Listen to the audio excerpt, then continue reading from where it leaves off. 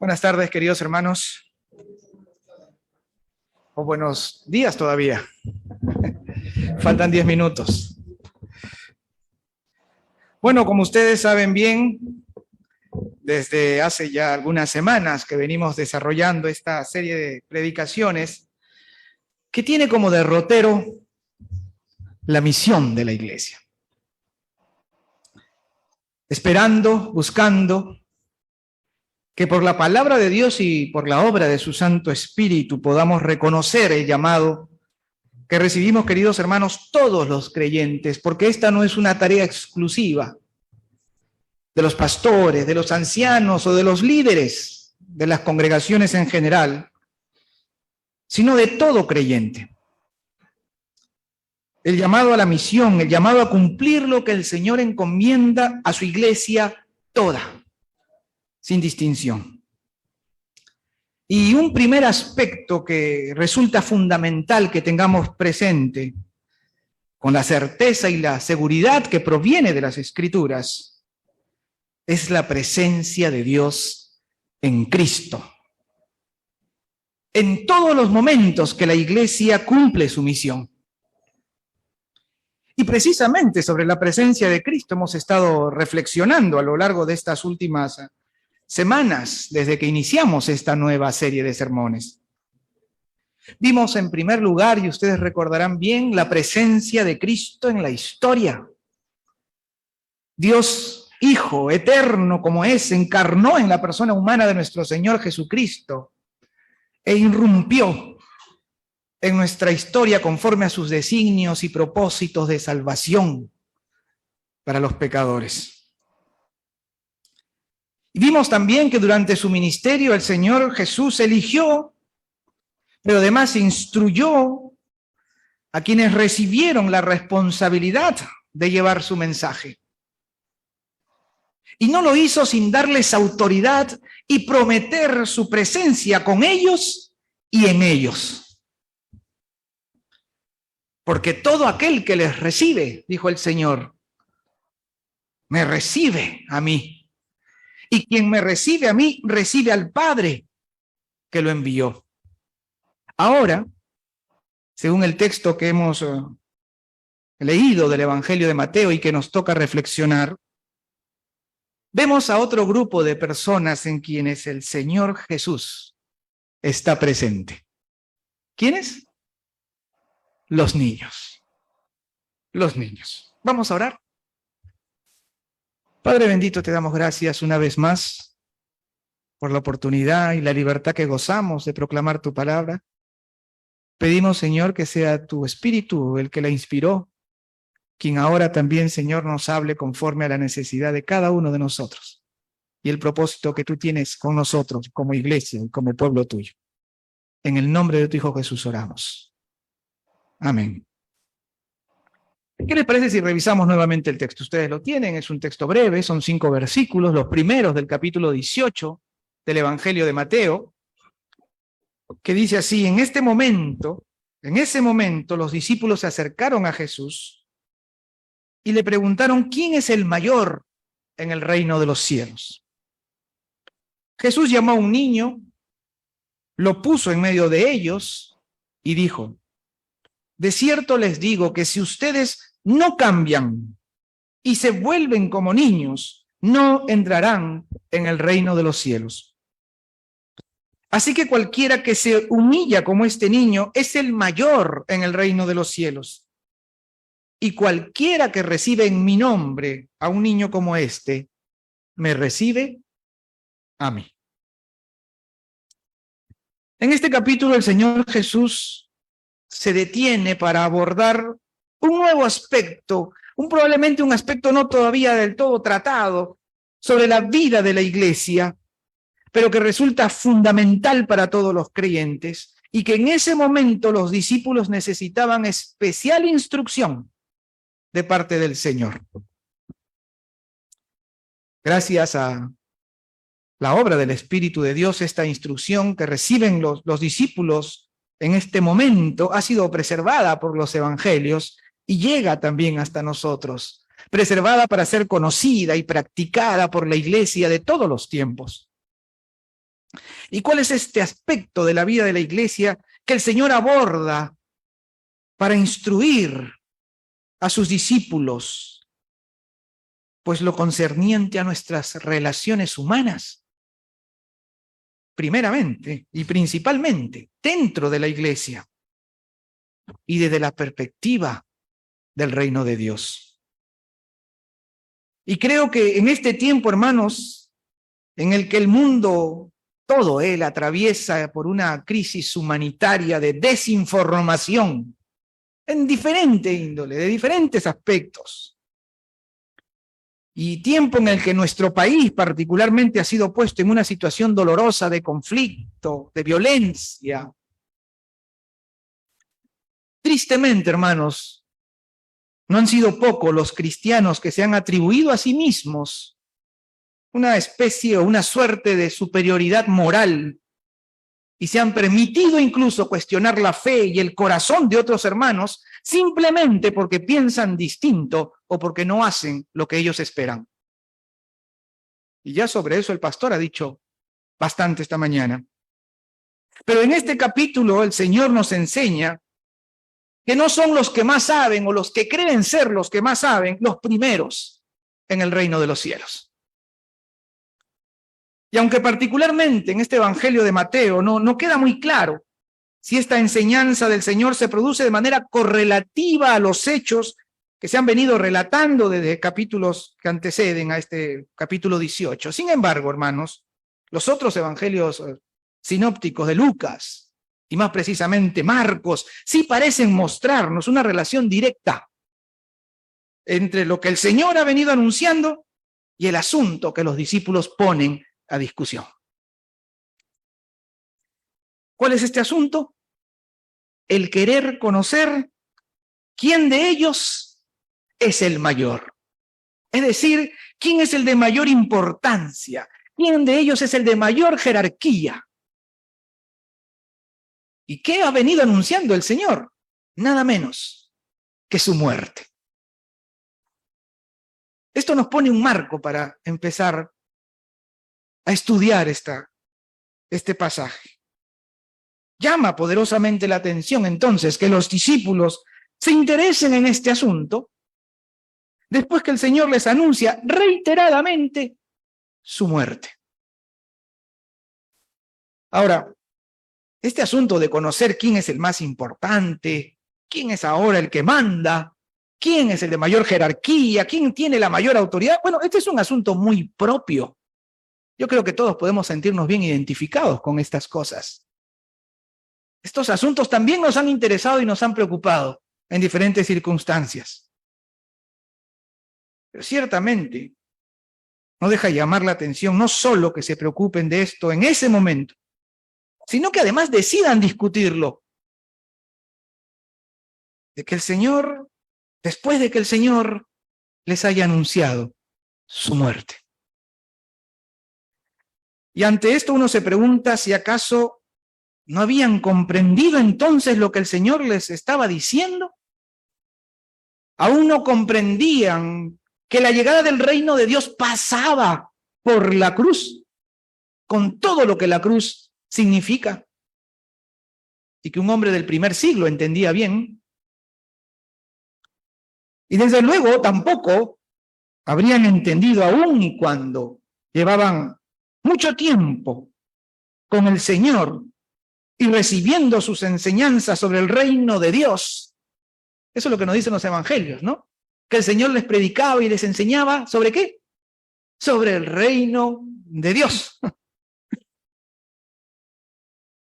Pero no habían logrado comprender aún cómo se juzgan las cosas y qué valores rigen el reino de los cielos. Valores, hermanos, no solo distintos, sino que en muchos casos opuestos a los de este mundo. Mundo del que los discípulos no habían logrado aún liberar sus corazones y tampoco sus mentes. Ellos seguían sintiendo y seguían pensando conforme al mundo, como probablemente muchos de nosotros, igual que los discípulos en ese momento, sentimos y pensamos. Veamos este asunto por un momento porque en realidad no es posible obviarlo cuando se estudian estos versículos. Si retrocedemos, hermanos, un capítulo, en el capítulo 17, este se inicia relatando lo que se conoce como la transfiguración del Señor. Si ustedes revisan, lo pueden hacer ya después, van a ver que el Señor llamó solo a 3 de todo el grupo de discípulos. Y estos 3 tuvieron el privilegio de estar cerca y de ser testigos oculares durante este acontecimiento único en el relato bíblico de la transfiguración del Señor Jesús. Qué privilegio, ¿verdad? Qué privilegio. El Señor los llama de entre todos los demás discípulos. ¿Serían los más cercanos al Señor? Bueno, yo les pregunto, ¿este hecho podría tener alguna relación con el interés que luego muestran los apóstoles por conocer o determinar quién de ellos es el más importante y el de mayor autoridad? Lo que voy a decir enseguida, hermanos míos, puede no ser más que pura especulación, así que tómenlo así.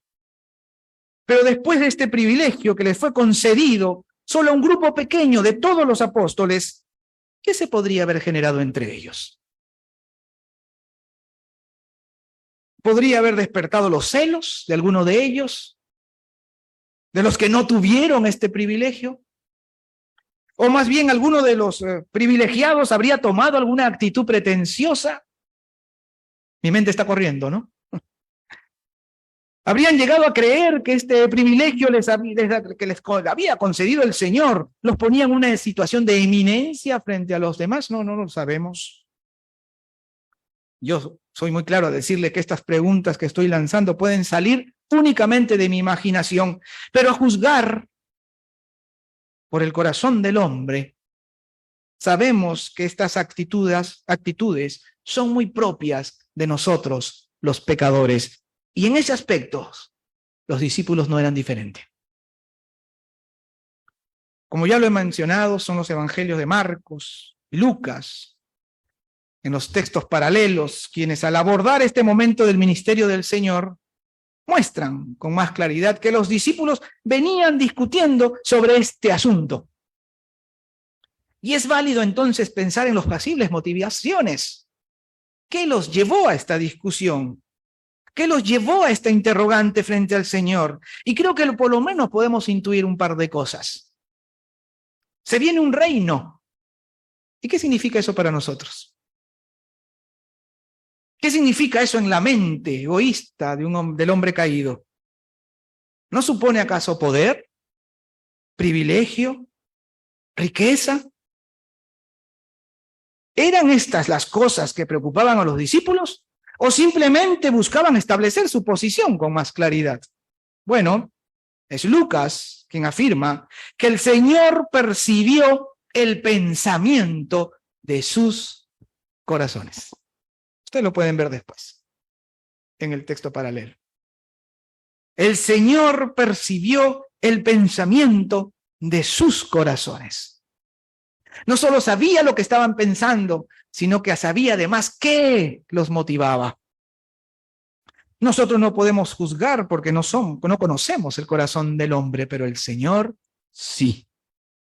Así que tomó esta pregunta de quién es el mayor, o esta discusión, según el texto que estemos mirando, en el que los discípulos se habían enredado, para dejarles a ellos, hermanos, y a todos los creyentes de todos los tiempos, una hermosa lección que exalta a los que históricamente representaban lo más insignificante de la sociedad de entonces. ¿Quiénes? Los niños. Tomando a un niño como ejemplo, los pone a todos ellos, a los niños, frente a todos los demás, como los más dignos de atención y los más dignos de honor por su humildad, por su falta de orgullo y por lo bello que estas cualidades resultan a los ojos de Dios, conforme a los valores del reino. Enseñándonos además que precisamente en ellos, hermanos míos, en los niños, Jesucristo está presente. El texto de Mateo nos dice que al ser interrogado por los discípulos, toma un niño. Miren los versículos 2 y 3. Jesús llamó a un niño, lo puso en medio de ellos y dijo: de cierto les digo que si ustedes no cambian y se vuelven como niños, no entrarán en el reino de los cielos. Aún, hermanos míos, en nuestro tiempo, los niños muchas veces son los más relegados, es decir, en quienes menos se piensa. Esto pasa en el hogar, muy comúnmente, mucho más de lo que uno cree. Yo, por ejemplo, suelo llevar agenda desde siempre, aun cuando ya podemos llevar la agenda en el teléfono celular, prefiero una agenda impresa, para no olvidarme de mis responsabilidades u ocupaciones. El problema es que me olvido de leer la agenda. Esa es otra cosa. Pero estoy seguro que muchos de ustedes también se agendan. También administran su tiempo.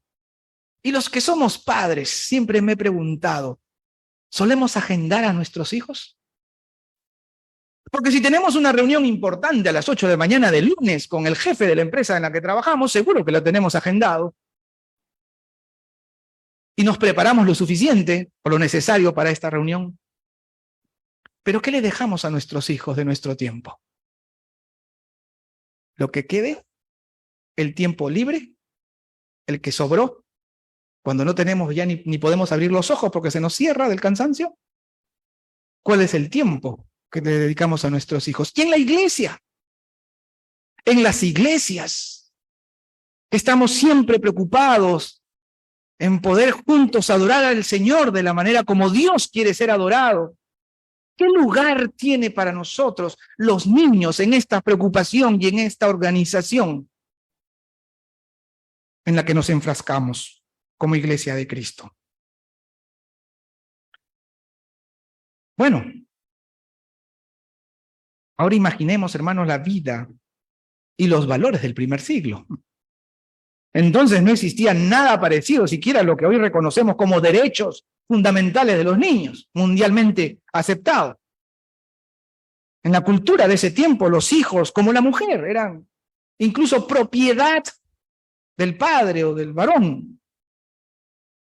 Pero en esta ocasión, poniéndolos como ejemplo, el Señor nos muestra un concepto de grandeza y honor muy distinto e incluso opuesto al concepto que tiene el mundo. Por eso el Señor nos dice, si ustedes no cambian, necesitamos ser transformados. Y allí nuestra voluntad juega un rol. Evidentemente no somos nosotros quienes nos transformamos, sino Dios, como hemos cantado en este cántico que es en realidad una oración. Haz lo que quieras de mi Señor, transfórmame, cambia. El Señor nos manda a cambiar. Pero a mí me gusta mucho cuando el pastor Pedro esclarece y dice, no somos instrumentos, sino más bien agentes. Porque los instrumentos son inanimados y no hay voluntad en ellos y son usados, quieran o no. Pero los seres humanos no somos así. Los seres humanos tenemos voluntad. Los seres humanos asumimos responsabilidad. Y entonces entendámonos como agentes que ponen su voluntad, que ponen su responsabilidad y su esfuerzo para que Dios cumpla su obra en nosotros conforme a sus designios. Amén. En esta ocasión los pone como ejemplo, nos muestra un concepto de grandeza y honor distinto y opuesto al concepto que tiene el mundo. Al poner un niño como ejemplo, el Señor no avala la insignificancia que entonces representaba socialmente, sino que revela, hermanos míos, lo que verdaderamente es valioso, lo verdaderamente significativo que son los niños para Dios. Y por ellos, por los niños, entonces nosotros podemos conocer también lo que es verdaderamente valioso y verdaderamente significativo en el reino de los cielos. Necesitamos que nuestros ojos sean abiertos para poder ver lo que Dios ha puesto en cada niño pequeño, hermanos. Ellos son modelos de los ciudadanos del reino, porque el reino les pertenece. Eso lo va a decir el Señor cuando los discípulos, que al parecer seguían sin entender, impidieron que los niños se acercaran al Señor Jesús. Lo tenemos en el capítulo siguiente, en el 19. ¿Qué nos enseña entonces los niños que nos hace falta? En primer lugar, hermanos, sencillez y humildad. Y la grandeza que hay en estos valores. Como la pureza de un niño que se humilla sin mayor orgullo que obstaculice o que lo impida. Por ejemplo, cuando muestra abiertamente y sin tener vergüenza alguna su absoluta dependencia, sus temores y su necesidad de ser amado. Entonces, por un niño, hermanos, conforme nos ha mostrado el Señor Jesús, podemos ver y reconocer las cualidades de un verdadero ciudadano del reino. Y habiendo llegado aquí, creo que es importante para nosotros que no confundamos la pureza de un niño con actitudes infantiles. Son dos cosas diferentes. El Señor quiere para nosotros la pureza de un niño, no infantilismo. Volver como niños no significa retroceder en el tiempo y perder la madurez alcanzada. De ninguna manera. Volver como niños significa volver al camino correcto, ya lo vamos a ver en un momento. Lamentablemente, hermanos, muchos cristianos mostramos un comportamiento infantil cuando nos ponemos caprichosos, ¿eh? Cuando reaccionamos desmesuradamente o mostramos una hipersensibilidad muy poco recomendable en nuestra formación de carácter. Y como hemos dicho en otras ocasiones, la iglesia está llamada a crecer en gracia y en conocimiento de nuestro Señor Jesucristo a través de su palabra. Y eso tiene que transformar nuestro carácter. Y como hemos dicho, hermanos míos, cada uno de nosotros es responsable de sí mismo, pues estamos llamados a colaborar con el Espíritu de Dios y no a entristecerlo. Entonces, en los niños y por los niños, el Señor nos muestra toda la grandeza que podemos encontrar en un corazón puro, en la humildad y dependencia, y en la capacidad de confiar, como lo hace un niño. Contrariamente a lo que el mundo entiende, en donde la humildad, la inocencia, la mansedumbre son vistos como señales de debilidad, pero lo que es pequeño para los hombres es grande para Dios. Esta enseñanza del Señor Jesús, hermanos, toca y confronta todos nuestros valores y debe ayudarnos a mirar nuestras vidas, nuestros anhelos y, en suma, nuestro propósito de vida de un modo completamente diferente. Porque si lo que tenemos como propósito de vida, hermanos míos, y como ferviente deseo del corazón se centra en conquistar riquezas, poder, posición social y todas las cosas que constituyen la gloria humana, la gloria del hombre, claramente vamos en el sentido opuesto al reino de Dios. Y solo tendrá como resultado alejarnos más y más de Él, si perseguimos otros afanes. Desde luego, queridos hermanos, no estoy señalando como algo malo o negativo el hecho de esforzarse cada día por alcanzar mayor calidad de vida para nosotros y para los demás. Yo le pido perdón a Dios cuando a veces me hierve la sangre al escuchar cómo hay quienes defienden a los pobres pero quieren que sigan siendo pobres. Para trabajar con denuedo, por seguir avanzando en nuestros estudios y en nuestro conocimiento. No. Tampoco en invertir y obtener ganancias. De ninguna manera, nada de eso es negativo. Pero si acaso enriquecernos y conseguir la gloria del hombre es mi propósito de vida y el mayor deseo de mi corazón, definitivamente, hermanos, voy en el sentido opuesto. Camino hacia una dirección opuesta. Y ante el peligro que nos dice el Señor, vuelvan como niños. Es decir, vuelve al camino correcto. Y el camino es una persona. Cristo. Vuelve entonces a Cristo. Es lo que nos está diciendo. Volver a ser como niños es volver a Cristo. ¿Podemos ver a Cristo entonces en los niños? ¿Podemos percibir su presencia en ellos? No los escucho. Amén. Con todo esto podemos ver el valor que realmente ellos tienen. Mas siendo valiosos, hermanos, los niños, siendo como son, sencillos e inocentes, no son conscientes de su valor y por lo tanto no padecen del mal de orgullo. Necesitamos volver como ellos. Necesitamos aprender de su dependencia para depender de nuestro Padre del cielo, como los niños que son felices, siendo absolutamente dependientes de sus padres. Y no se les ocurre dudar. ¿Se han dado cuenta de eso? Los niños levantan sus brazos con absoluta seguridad hasta sus padres, en señal de confianza, porque saben que sus padres los van a sostener. Nadie piensa nunca que van a ser soltados, que van a dejarlos caer. Entonces, ¿cuán distinta sería nuestra vida? ¿Cuán gozosa y cuánta paz podríamos experimentar si aprendiéramos a confiar de la misma manera como confían los niños en sus padres, nosotros en el nuestro? Que a diferencia, hermanos, de todos nosotros los padres terrenales, que sí fallamos, nuestro Padre del cielo no falla ni defrauda.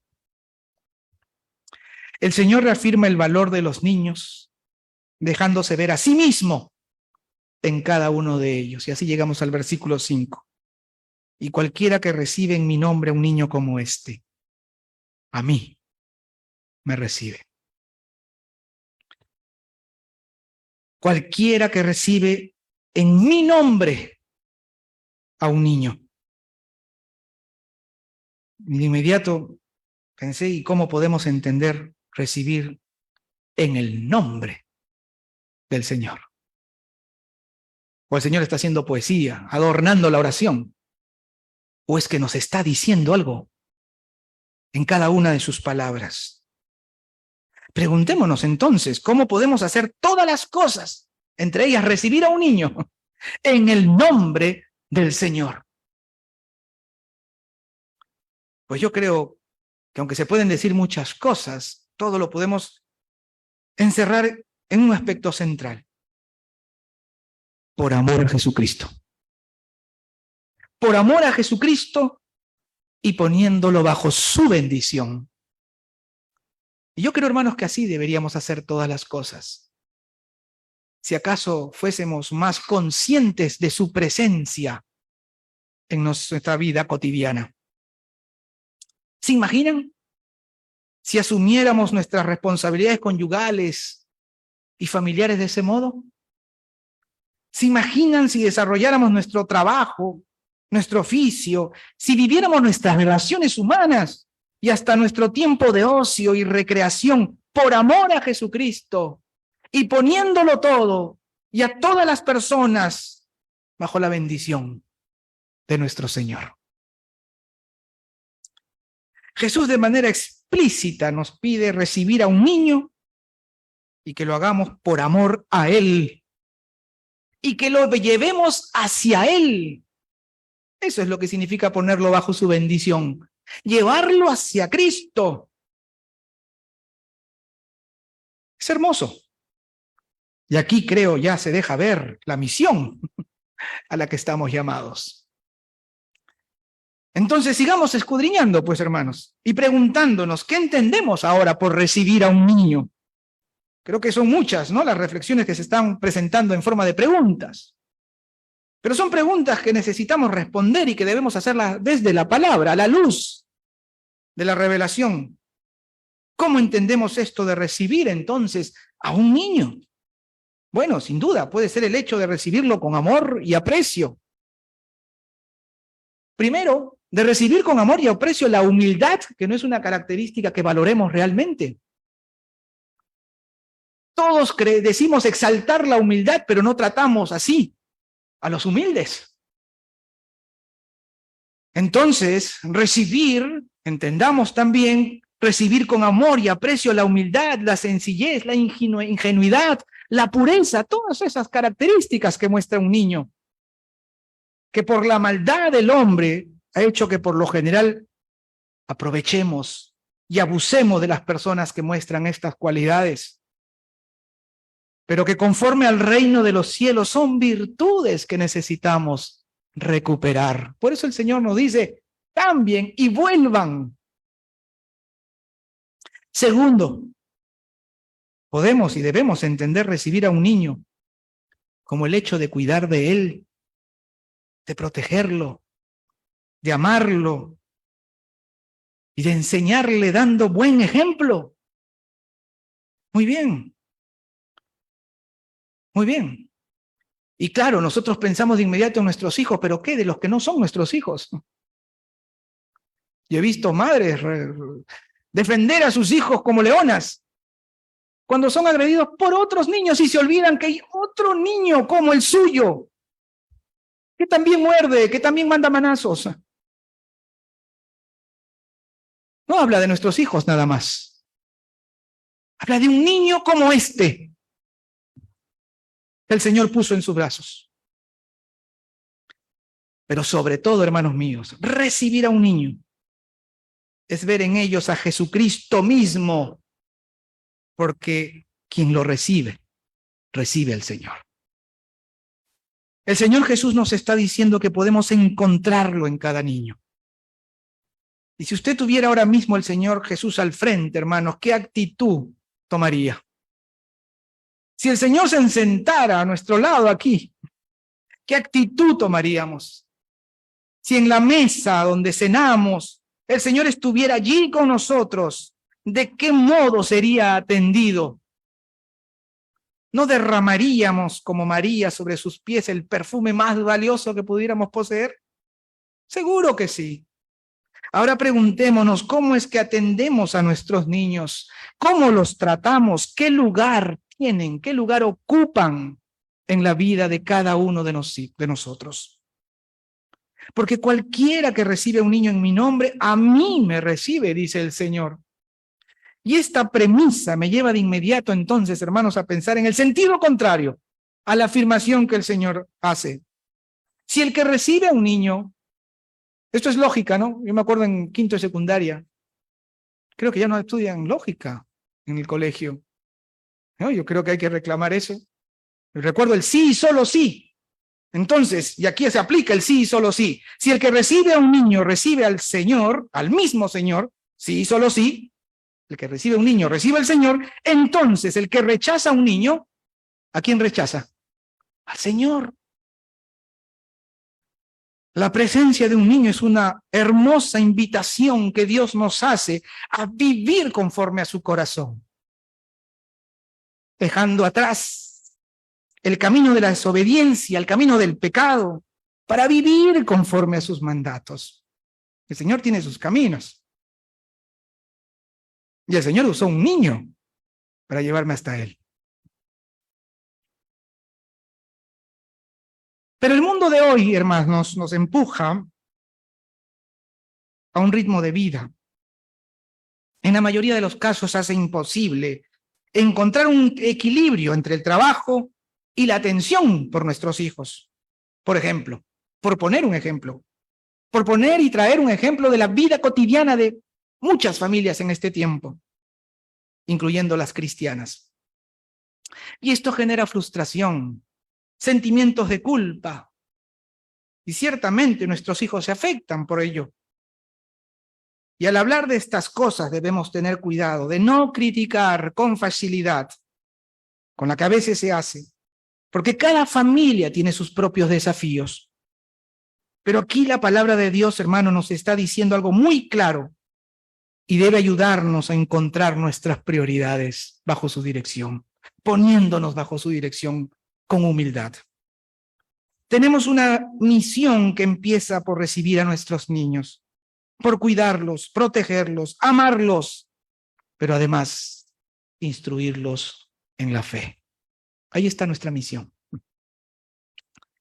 Cada vez es más común escuchar entre los padres, sobre todo los más jóvenes, ¿no? Esto de dejar en libertad a sus hijos para que ellos en un determinado momento decidan qué van a creer, qué quieren creer. Bueno, eso es ineludible. Tarde o temprano nuestros hijos asumen una edad en la que asumen sus propias responsabilidades y toman sus propias decisiones. De eso no hay discusión. Pero mientras son niños, somos los padres quienes tenemos la responsabilidad de cumplir con la misión encomendada por Dios, empezando en casa. Eso es lo que enseña y manda su palabra. Los cristianos, hermanos, podemos confiar en la promesa que Dios ha hecho a su pueblo. Y conforme a su mandato sabemos que estamos llamados a instruir a nuestros hijos en la fe. No podemos ni debemos dejarlos a merced del mundo, porque el mundo no es imparcial. El mundo está en enemistad con Dios y se encargará de enseñarle exactamente contra Dios. El mandato que recibe el pueblo de Israel nos muestra el lugar que tiene la misión dentro del hogar. Eso lo ven ustedes en Deuteronomio 6, un texto muy conocido. Estas palabras que hoy les mando a cumplir estarán en su corazón, le dice el Señor. ¿Y se las repetirán a quiénes? A tus hijos. ¿Y qué le hablarás a ellos? Le hablarás de ellas cuando estés ¿dónde? En tu casa. Y cuando vayas por el camino. Y cuando te acuestes. Y cuando te levantes. Toda la vida es de adoración al Señor. Y la adoración incluye la instrucción a nuestros niños. Y antes de todo eso, ¿qué les había mandado el Señor? Amarás al Señor tu Dios con todo tu corazón, con toda tu alma, con todas tus fuerzas, porque hermanos míos, no podremos enseñar el temor de Dios si vivimos dándole la espalda. No podremos instruir en la fe si vivimos como incrédulos. En otras palabras, no podremos cumplir la misión en el hogar si nuestra vida y nuestras obras no dan testimonio de nuestra conversión. Cambien, ha dicho el Señor. Si no cambian, todo entonces resultaría contraproducente y de Dios nadie se burla. Fue el pastor Jo quien nos recordó que el Señor no nos pide que tengamos buenos hijos, pero sí que seamos buenos padres, y de eso habremos de dar cuenta. Y el Señor nos acompaña. El Señor nos da oportunidades para resarcir, para corregir. Y nuestra misión con los niños empieza con nuestros hijos, pero no acaba con ellos. Quien recibe a un niño, cualquiera, recibe al Señor. Podemos ver a Cristo en cada niño. Y no estará mal, hermanos, si pensamos también en el niño que alguna vez fue nuestro Señor Jesús hace más de 2000 años. Y la Biblia, cuando nos habla de él y de su nacimiento, muestra a un niño que desde el nacimiento mismo conoció la adversidad. Ese es nuestro mundo caído, un mundo de injusticia, un mundo de dolor, que debe llevarnos a salir de nuestra comodidad y de pensar únicamente en nosotros, y aprender a pensar en los demás, principalmente quienes, como Jesús, nacen y crecen en circunstancias duras, en circunstancias difíciles y adversas, e incluso injustas. ¿Cuántos niños están sufriendo abuso ahora mismo, hermanos? ¿Cuántos niños están siendo abandonados con la ausencia física, pero otras veces con otras formas de ausencia de parte de sus progenitores? ¿Cuántos niños están sufriendo dolor? ¿Cuántos están muriendo incluso antes de nacer? Y cualquiera que recibe en mi nombre a un niño como este, me recibe a mí. La Biblia se refiere a Jesús como el santo ser antes de nacer. Y como niño de Juan el Bautista, antes de nacer. El Señor los reconoce antes de nacer. Pero nosotros nos hemos inventado cosas para justificar lo injustificable. Y ciertamente en aquella época la palabra niño o pequeño, y esto es bueno decirlo para terminar, podía usarse para referirse a una persona de corta edad, como es este caso.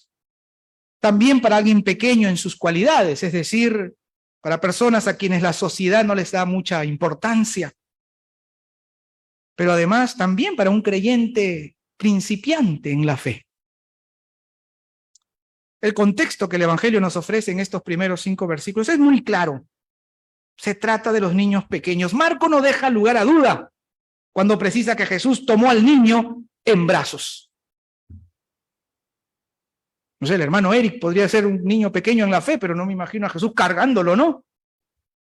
Entonces, evidentemente se refería a un niño pequeño. Bueno, hermanos míos, las cualidades y virtudes del reino de los cielos difieren de la escala de valores que el mundo caído estima y privilegia. Los creyentes padecemos de este mismo mal porque somos pecadores, no hemos dejado de serlo. Pero el Señor por su palabra nos instruye y por su espíritu nos perfecciona. La iglesia de Jesucristo está llamada a vivir como lo que es la agencia en la tierra del reino de los cielos, con la misión de llevar su mensaje, y el mensaje es una persona, Jesucristo, a quien podemos ver y a quien podemos encontrar en cada niño don de Dios. Que su mensaje entonces, el mensaje de la iglesia, que es Cristo, llegue a cada hogar, hermanos. Esa es nuestra misión, para que los padres comprendan lo que Dios ha puesto en sus manos. Que su mensaje llegue a las escuelas, para que la sociedad toda y los propios maestros aquilaten mejor el valor que tiene en su servicio. Y que llegue al corazón de cada uno de nosotros, para comprender que no hay obra más valiosa dentro de la iglesia y la congregación que la enseñanza, el cuidado y la atención de nuestros más pequeños. Amén. Tenemos una misión que cumplir y no estamos solos en ella. El Señor está con nosotros. Que el Señor nos bendiga y nos haga bendición. Padre bendito, gracias. Gracias, Señor, por tu palabra, por tus enseñanzas. Te pedimos perdón, Señor, por nuestra dureza, por nuestra ceguera. Nos ponemos en tus manos para que sea por tu Santo Espíritu, Señor, que no haya nada más en nosotros que se resista a tu dominio, Señor. Ayúdanos, transfórmanos, cámbianos y haznos volver como niños. Y pedimos ahora también por todos ellos, por los nuestros, Señor, para que sean desde temprano llenos de tu Santo Espíritu, Padre amado, y por todos los niños de nuestro país y del mundo, que podamos ver en ellos a tu Hijo Jesús, Señor. En el bendito nombre, en su bendito nombre oramos. Amén.